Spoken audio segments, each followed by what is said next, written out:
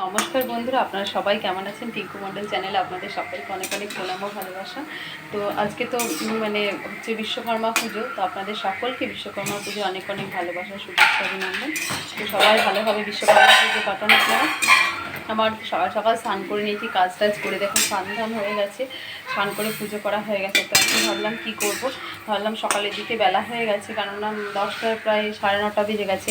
তো ওদেরও খিদে পেয়ে গেছে, ভাবলাম একটু মুড়ি করে খাই। তো মুড়ি সেদিনে তো চপ বানিয়েছিলাম, চপের যে বেটারটা তো অল্প একটু রয়ে গেছে।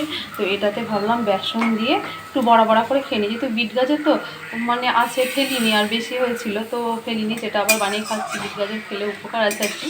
তো এরকম বড়াটা ব্যাক ক্যামেরা করে দেখাচ্ছি। তো এইভাবে বড়া করছি, এখন খেয়ে নেবো। দুপুরে ভাবলাম কি করব, দেখা যাক। দুপুরে যেটা বানাবো সেটা আপনাদেরকে শেয়ার করবো।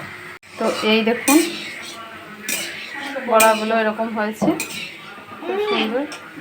এটা শুধু খাওয়া যেত গরম করে নিয়ে, কিন্তু আমি বড়া করে মুড়িতে খাচ্ছি। তো আপনারা দেখতে থাকুন, ব্লগটা খুব ভালো লাগবে। দেখুন আমার বড়াগুলো হয়ে গেছে, তখন খাচ্ছি।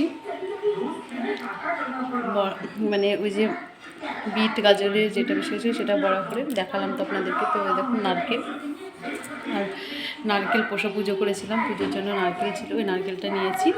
তো এগুলো দিয়ে মুড়িটা খাচ্ছি। তো খেয়ে নিই, তারপর আজ দুপুরে জামানি হবে, সেটা আজকের হবে না, আপনারা শর্টসে তো ওটা দেখতে হবে পরের ব্লগে। তো সেটা পরের ব্লগে দেখাবো। তো আজকের মতো ভিডিওটা এখানেই শেষ করছি। Tata, bye bye.